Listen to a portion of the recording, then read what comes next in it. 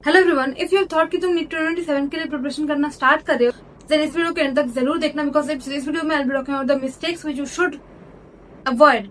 जो मिस्टेक्स तुम्हें नहीं करना है, जो तुम्हें करना है। 11 मंथ्स में तुम्हारा क्या अप्रोच होना चाहिए, कब तक सिलेबस कंप्लीट कर लेना है, कैसे आगे बढ़ना है, what are the important aspects of this preparatory journey, everything will cover. And also in the video I will be giving you a road map जिसको तुम्हें फॉलो करना है एंड कैसे करना है, क्या करना है, everything will be covered there. Okay, and the most important thing, बहुत सारे बच्चे भी सोच रहे होंगे दीदी अभी 11 मंथ्स हैं, we can easily do it.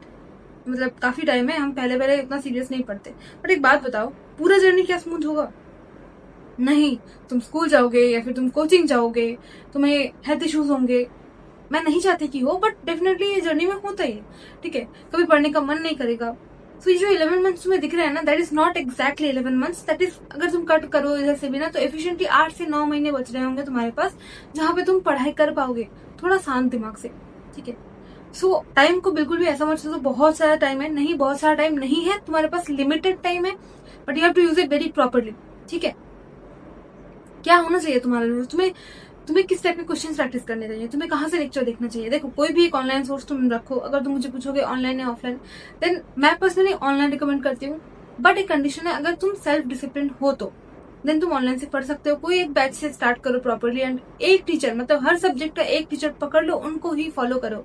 Don't roam in here and there. ठीक है, हर दूसरे दिन स्ट्रेटेजी नहीं चाहिए होता है, बट हाँ, हमें वीडियो कभी भी बनाना पड़ता है जस्ट टू रिमाइंड यू कि भाई ऐसे प्रिपेयर कर लो। ठीक है, सेकंड, एक फर्स्ट ये चीज हो गया, एक सोर्स रखो, एक टीचर रखो, उनको ही अच्छे से फॉलो करो। क्वेश्चन बुक, जहां से क्वेश्चन प्रैक्टिस करना है, कहीं से भी करो, कहीं से भी, कोई बुक हो, कोई प्लेटफॉर्म हो, कहीं से भी करो ना।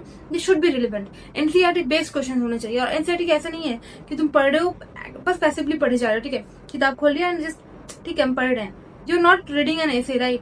तुम इंग्लिश नहीं पढ़ रहे हो, दैट इज बायोलॉजी। अगर तुम एनसीईआरटी पढ़ रहे हो बायोलॉजी का, तो try to understand the things, try to remember the things. लिख के पढ़ो, याद करने की कोशिश करो। आज मैंने एक चैप्टर पढ़ा, उसके क्वेश्चंस मैंने आज या कल तक लगा लिया एंड फिर उस चैप्टर को भूल ही गए। नहीं भाई, you have to revise also. तुम्हें रिलेवेंट क्वेश्चन प्रैक्टिस करने, तुम्हें रिवीजन भी करने, तुम्हें टेस्ट भी प्रॉपरली देना है। दीदी हमारा पूरा प्रिपरेशन नहीं है, मतलब हम टेस्ट नहीं दे सकते। इवन जो प्रिपेयर कर रहे हो ना तुम 2028-26 के लिए भी, उनको भी लगता है दीदी अभी हमारा एक हफ्ते बाद एग्जाम है, बट हम नहीं है, हम प्रॉपरली प्रिपेयर नहीं है। So what should I do? अरे भाई, प्रिपेयर्ड हो ना हो, एग्जाम दो, उससे कुछ तो सीखोगे। कुछ तो तुम्हारे पास डेटा है, कुछ तो तुम्हारे पास थियरी है, कुछ तो तुम्हें आता है। उसको इम्प्लीमेंट करके क्या तुम सॉल्व नहीं कर पाओगे कुछ questions? Definitely you can. 100% efficiently मैं प्रिपेयर करूंगा, उसके बाद ही test. No, this is not at all valid. Prepare करो अच्छे से एंड उसके बाद जितना हो रहा है, ठीक है, I am 50% prepared, that's fine, I let the test. Testing में जो भी गलती निकलेगा ना, ये पोर्शन तुम्हारा वीक है या फिर तुम्हें इस टाइप के क्वेश्चन में गलती हो रहा है, तुम सिली मिस्टेक्स कर रहे हो, please work on them. Lectures लेने हैं प्रॉपरली, नोट्स बनाने हैं, नोट्स को रिवीजन करना है, नोट्स का अच्छे से रिवाइज करना है। उसके बाद तुम्हें प्रीवियस ईयर के क्वेश्चंस को नेग्लेक्ट नहीं करना, ना ही तुम्हें मॉक टेस्ट को नेग्लेक्ट करना है। भाई नहीं आता है पूरा, मुझे टेस्ट नहीं है, मुझे 100% एकदम विश्वास नहीं है खुद पे कि मैं टेस्ट दे पाऊंगा, मुझे मार्क्स अच्छे आएंगे। खराब ही आने दो मार्क्स, कोई तुम्हें सूली पे नहीं चढ़ा रहा अभी। Try to understand this. Test दोगे, खुद को सुधारोगे, that will be your benefit only. ठीक है, अब तुम्हें क्वेश्चन हो सकता है कि दीदी एनसीईआरटी बेस्ड क्वेश्चन कहाँ से लाए? हमें एनसीईआरटी बेस्ड क्वेश्चन करना है, रिलेवेंट क्वेश्चन करना है, बट कहाँ से लाए? इसके लिए I recommend mnemonic. Inside the sards technology ना, तुम्हें पीसीबी से 45,000 प्लस क्वेश्चन मिलेंगे एंड वो रैंडम क्वेश्चंस नहीं है, they are exactly from NCERT. तुम्हें जहां से क्वेश्चन प्रैक्टिस करना चाहिए, जो तुम्हारा एक्चुअल बाइबल है, जो तुम्हारा एक्चुअल सिलेबस है, उसी के हर लाइन से क्वेश्चन बने हुए हैं। सो तुम रिलेवेंट क्वेश्चन प्रैक्टिस करोगे। तुम्हें एक्टिवली क्वेश्चन प्रैक्टिस करना होगा। एनसीईआरटी को 5 से 6 बार भी पढ़ लोगे ना, बट पैसिवली पढ़ोगे, कुछ याद नहीं रहेगा। So active reading and active revision is needed. Now look at the screen very carefully. Unicellular organisms are capable of independent existence and performing the essential functions of life. Most student क्या करेंगे, इस line को ऐसे पढ़ेंगे and इसको skip कर देंगे, उतना इंपॉर्टेंस के साथ पढ़ेंगे ही नहीं प्रॉपरली कि याद रह जाए। फिर सडनली तुम्हें दिखेगा एग्जाम में से क्वेश्चन बन गया। ठीक है, जैसे कि यहाँ पे बन सकता है, unicellular organisms are, correct answer क्या होगा यहाँ पे? एनसीईआरटी से डिराइव हुआ लाइन क्वेश्चन के रूप में तुम्हें देखने को मिल रहा है। सो तुम एक्टिवली जब तुम पढ़ते हो ना, उसके बाद तुम क्वेश्चन प्रैक्टिस करते हो, तो तुम्हें वो चीज दिमाग में तुम्हारे रिटेन हो जाता है। तो स्टडी लाइक दिस। इनका जो न्यूरल जेट है ना, वो तुम्हें देखो, तुम पढ़ते हो, फिर आज तुमने कुछ क्वेश्चन किया, तुम उसको भूल गए, 1 महीने बाद खोलोगे ना, श्योर तुम्हारा मोस्ट ऑफ द चांसेस होंगे कि तुम भूल चुके होगे, नहीं कर पाओगे। इनका जो न्यूरल जेट फीचर है ना, वो क्या करता है, तुम्हें आज एक क्वेश्चन दिया, उसके बाद एक्जैक्टली 24 आवर्स बाद तुम्हें फिर से वो क्वेश्चन मिलेगा। अगर तुमने वो क्वेश्चन सॉल्व कर दिया तो ये क्वेश्चन रिजॉल्व हो जाएगा and will be upgraded to the next level. But फिर तुम्हें 3 दिन बाद वो सेम क्वेश्चन मिलेगा, ठीक है, तुमने सॉल्व कर दिया, देन तुम अपग्रेड हो जाओगे नेक्स्ट लेवल पे। एंड अगर वो 3 दिन बाद तुमने नहीं कर पाए तुम, तो फिर से वो लेवल 1 से स्टार्ट होगा एंड उसके एग्जैक्टली 1 दिन बाद तुम्हें फिर से वो क्वेश्चन दिया जाएगा। इसका मतलब, या फिर वो टॉपिक से क्वेश्चन आएंगे। इसका मतलब अगर तुम कुछ भी पढ़ रहे हो, कोई भी टॉपिक रिवाइज कर रहे हो, जब तक तुम्हारे दिमाग में वो चीज इम्प्रिंट नहीं हो जाता, you will be flooded with the questions from those topics. You can go and check in the app. इनके क्वेश्चन से 2024 में 95% क्वेश्चन मैच हुए, 2025 में 96% में।